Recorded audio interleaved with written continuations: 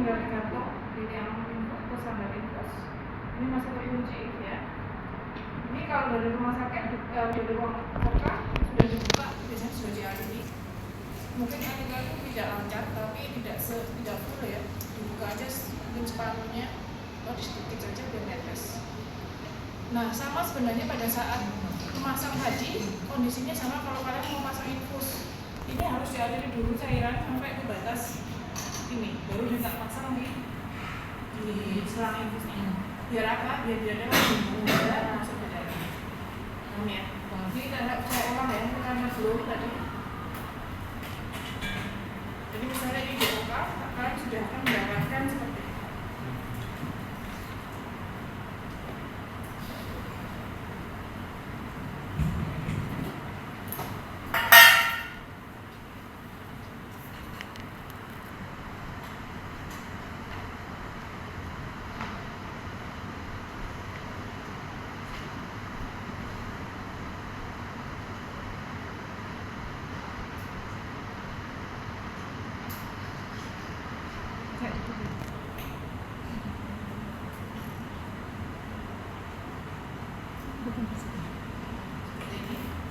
Sudah semuanya nggak ada belum, kita masukkan saja. Kalau ini masih belum dipasang ya, ini kondisi belum dipasang, baru persiapkan pasien masang. Ini sudah ada. Boleh sesambung atau belum? Barengan sama nyambung urin ya. Sudah tinggal cantolin di standar infus, kemudian jalankan dan membuka kunci. Dinaikkan ke ya kayak infus itu dan tesin aja mungkin jangan full, kecuali kalau sudah di ruangan nanti mungkin bisa full karena kebutuhan kalau dia masih baru biasanya akan dikenceng dulu. Kenapa? Karena kalau nggak dikencengin lalu pelaminasnya darah yang di dalamnya gampang full. Kalau clotting otomatis nggak bisa keluar langsung. Nah, yang perlu kita perhatikan adalah pasien posisi kalau di ruangan ya sudah posisi biasa aja tidur, ya sambil duduk. Ini yang penting kan ininya yang sudah terpasang tadi ya sambil sadaran boleh nggak masalah, nggak ada hubungannya dengan posisi. Kemudian kita kalau ini dipakai untuk memasang ya, karena kita nggak pernah pemasangan ya ini ya. Ini juga dipakai untuk memasang, bersihkan. Tutup aja seperti biasa. Kemudian jangan lupa ini dikunci. Jadi kalau misalnya yang model ini kita ini kan bisa diputar ya. Nah, buka tutup ininya untuk membuang cairannya. Jangan lupa diperiksa apakah sudah bersih atau tidak. Kemudian ini taruh aja di samping pasien ya. Nah ini irigasi ini kita nyalakan cukup agak keras sedikit, mungkin tetesan hampir penuh gitu ya, brojok istilahnya. Kemudian kita catat, jadi misalnya sekarang jam berapa, dia datang dari kota jam misalnya jam 12 sampai ruangan, dan tulis jam 12 masuk irigator pertama berapa cc, tulis 500 cc atau 1000 cc ya, tergantung dari ininya ya. Kalau itu yang kecil berarti 500 cc. Kemudian tes dilihat di sini nggak ada urin, nggak ada sama sekali. Kalau ada, misalnya pas perjalanan tadi ya observasi sudah ada cairan ya kita tulis sisa cairan di sini berapa. Tapi kalau misalnya belum ada ya berarti kosong. Tapi kalau kemungkinan kan sudah ada ya, walaupun cuma sedikit. Kita tulis misalnya di sisa di sini kita lihat ada berapa sisi. Misalnya masih 100 atau 200, ya sisanya sisa dari ini diubah sampai dengan 200 sisi. Warnanya gimana? Tunjukkan di tadi. Terus nanti ketika Pak nanti jangan lupa ketika sudah mau habis sama segera panggil suster ya atau perawat karena harus diganti, nggak boleh kekelatan. Jadi kalau sudah habis kemudian nanti telat kan ini sudah nanti juga kondisi udara kan ya kalau kehabisan. Jadi kalau sudah habis mendekati bawah itu ganti lagi. Nah penggantian itu terus menerus kita terus dicatat. Ini tabungnya berapa? Pakaian mudah itu harus dicatat. Kemudian di sini juga misalnya kalau ini sudah penuh gimana? Kan ini hanya 2000 kapasitasnya. Kalaupun dia sudah penuh ya kita buang. Kita lihat dulu misalnya 2000 cc jam sekian, jam 17 ya atau 13 misalnya sudah full 2000 cc. Kita mau buang warnanya gimana ditulis, kemudian kita buang ke pakai urinal itu dan dibuang di kloset. Warnanya masih misalnya merah pekat gitu ya, ininya atau merah terang, terus dipantau seperti itu. Jadi yang perlu kita evaluasi adalah jumlah, warna, dan mungkin ada sesuatu. Jadi semakin kapan berhentinya, kapan selesainya. Kalau cairan yang ada di sini keluar ini baik di selang maupun di UV itu sudah mulai seni. Dan ini sudah seni banget, sudah biasanya dokter akan stop. Biasanya di hari kedua malam atau ketiga awal. Kalau biasanya pasiennya cepat untuk perdarahan cepat berhenti, biasanya lebih cepat. Tapi kalau pasiennya itu riwayatnya misalnya darahnya encer nggak gampang ini plot, maka dia akan biasanya lebih lama. Itu tergantung dari usia, penyakit bawaan, ya termasuk misalnya pasien yang punya penyakit jantung, yang dia mengkonsumsi obat-obatan mengencer darah, itu juga biasanya akan lebih lama. Makanya harus hati-hati, kita harus pantau kondisi pasien selain dari sininya, tapi juga kondisi fisik. Jadi itu inti dari schooling apa kan ya? Fungsinya apa? Atau mau dicoba mulai dari awal pemasangan? Nggak usah ya? Kan udah pinter ya? Udah tahu kan? Atau mau diingat-ingat? Pasangnya, insya Allah kalau ujian nggak pakai pasang ya, kalau schooling kateter. Jadi prinsipnya hanya muter-muter cairan ini, ya. Oke. Kemudian kalau jadi semua pakai mesin biasa.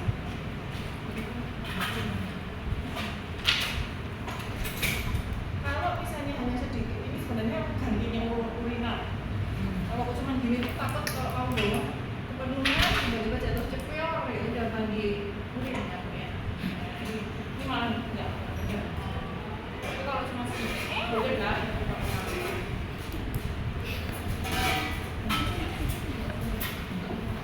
Nah, ini dipakai untuk schooling kateter yang manual. Kalau itu kan continuous, namanya schooling kateter continuous, schooling kateter. Continuous itu apa? Yang terus terus. Nah, makanya dia jalan terus, dia otomatis jalan kecuali kalau kita matiin. Jadi kalau yang ini biasanya kalau udah udah jernih cairannya, kita tutup ya. Udah cukup kalau gitu, tapi bukan berarti lepas. Yang pertama biasanya ditutup dulu, dicoba. Nanti dalam berapa jam, ya, pasien merasakan gejala kuatir nggak? Apa itu gejalanya? Misalnya tiba-tiba mengeluh, kuncinya sekarang nggak keluar. Jadi jam 2 dan 2.00 itu masih 200 cc atau 500 cc bisa. Kok sekarang sudah jam 6 sore tetap 500, nggak mungkin dong.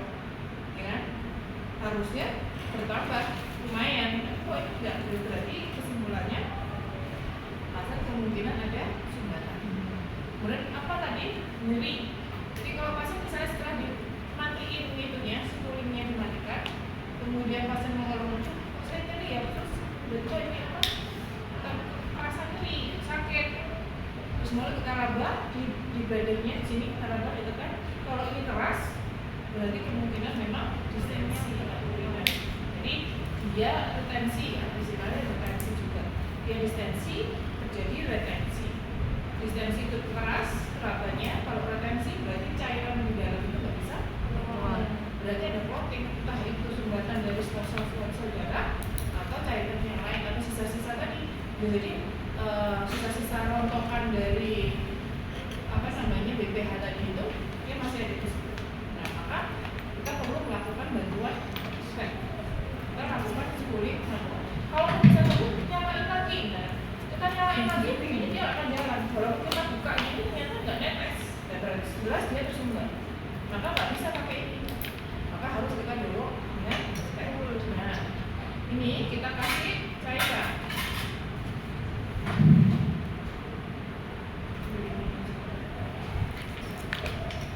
Ini masih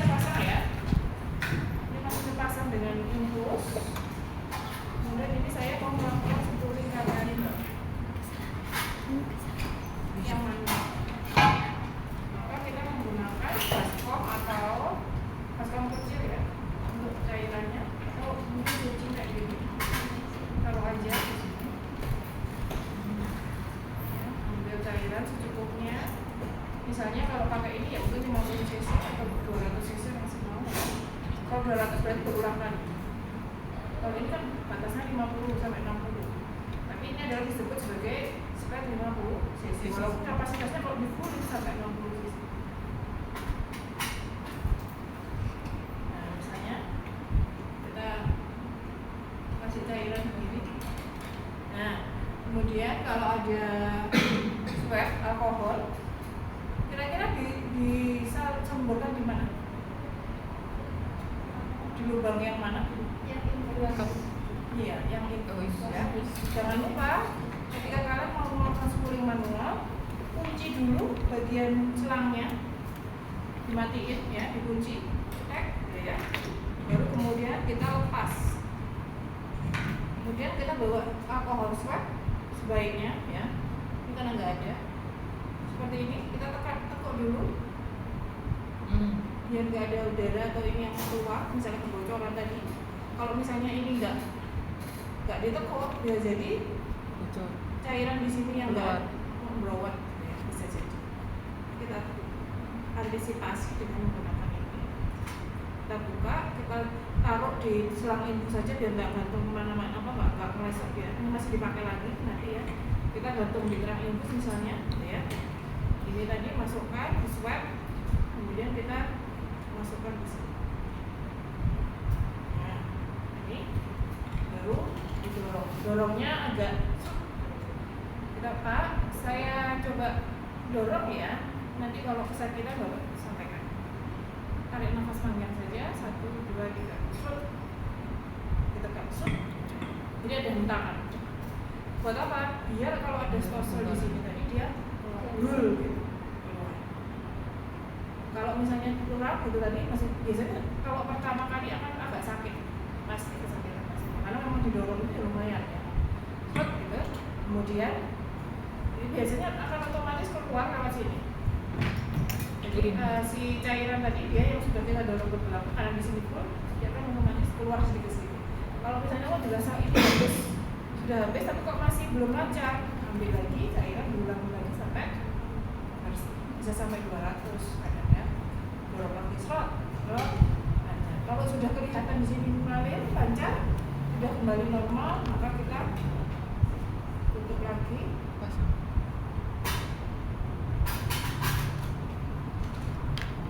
Kita pasang lagi ya. Nah, ini udah kita buka lagi. Kita buka lagi, sudah ngatur lagi cairannya sampai biasanya kalau sudah seperti itu diulangi satu flash, dievaluasi lagi cairannya sudah. Biasanya Pak itu pasien akan sudah merasa lebih nyaman dibanding tadi pada saat. Kalau misalnya sudah beberapa kali dilakukan seperti itu, oh sudah jelas ini kayaknya sudah ditutup seharian ya, walaupun dia sudah nggak merasakan sering sakit gitu ya, berarti kan aman, lancar. Dulu kita cek si cairan ini yang di sini urinnya sudah seperti urin biasa gitu ya, warna oranye kuning gitu. Kemudian tidak ada stosel, nggak ada ini darahnya, biasanya kita laporkan lagi, oh ini sudah mulai bagus gitu ya. Oke, coba dilakukan pelepasan. Nah, pelepasan itu kita lakukan namanya bladder training. Jadi kalau kalian pasang kateter dalam jangka waktu yang cukup lama, maka sebelum melepas harus dilakukan bladder training. Bladder training itu gimana? Ya, itu namanya bladder training, melatih bladdernya. Kalau seperti ini sudah beberapa hari, dia kan nggak pakai sphincter. Namanya siapa? Kateter. Dia masuk kan otomatis keluar ya. Ketika ada cairan dari VU, dia kan keluar, langsung keluar tanpa sphincter. Nah, orang dengan tanpa sphincter itu kalau langsung dilepas bisa-bisa ngompol. Kenapa? Karena sphincternya nggak bekerja. Kenapa kalian itu nggak ngompol? Itu kan ada sphincter, ada cincin yang bekerja di sini. Ada perasaan ketika oh sekarang buka sphincter, oh sekarang tutup, jangan dulu. Nah itu proses ini itu butuh waktu. Kalau sudah beberapa hari pakai ini dia akan terbiasa terbuka terus sphincter. Paham ya? Maka dilakukan bladder training. Caranya gimana? Kunci semuanya, termasuk ada apa ininya ya. Nah, ini kita bisa menggunakan pinset.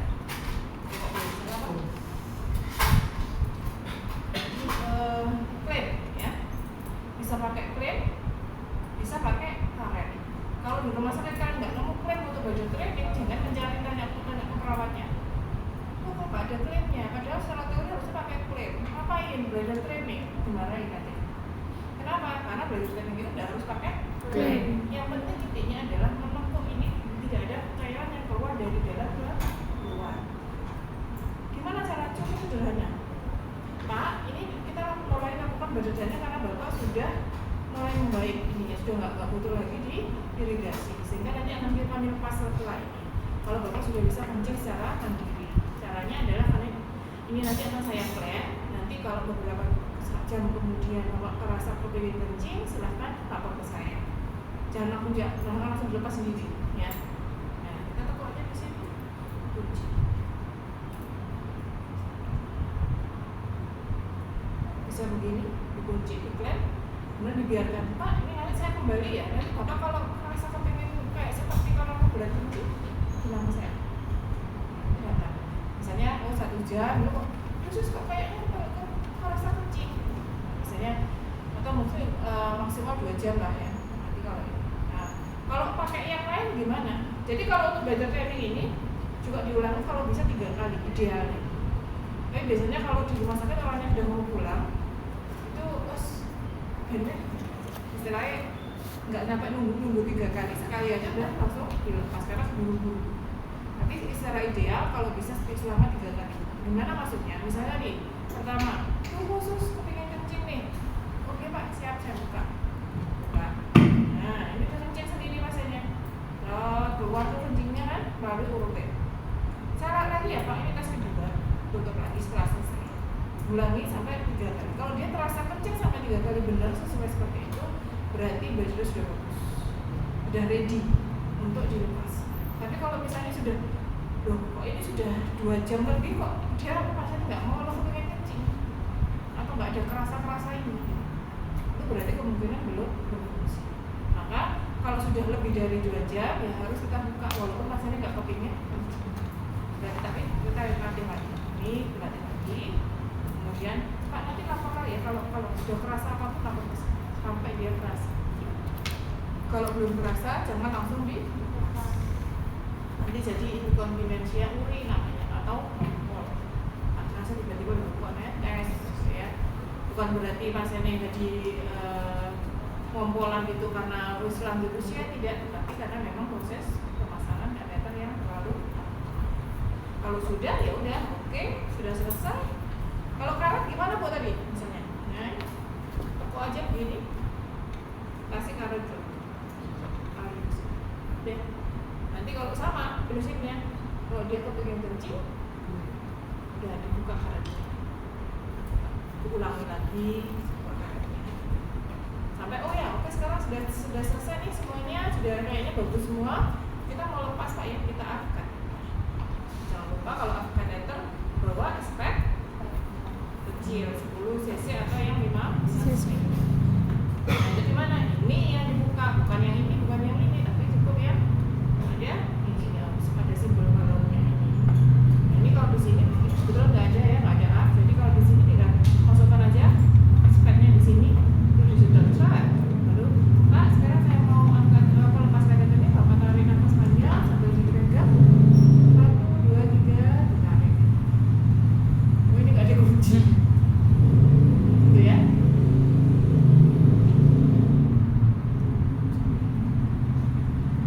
Oke. Ada pertanyaan? Gampang ya? Bu, semisal kalau kuncinya di selangnya urin bag itu nggak apa-apa? Kenapa? Nguncinya di selangnya urin bag. Di selang urin bag gimana? Ini? Iya. Enggak yang putih, yang ini. bening. Yang bening. Yang bak. Yang mana ya? Yang iya. Oh, klemnya di sini. Iya. Boleh. Soalnya di rumah sakit saya di kuncinya di situ. Kalau ini kan misalnya ini nempel di paha, orangnya gemuk, dia nggak terlalu jangan di sini, nggak dipaksa di sini. Boleh. Yang penting intinya nggak ada yang masuk ke sini. Ini dikunci, ini juga harus dikunci. Kunci. Ya. Boleh ditekuk begini.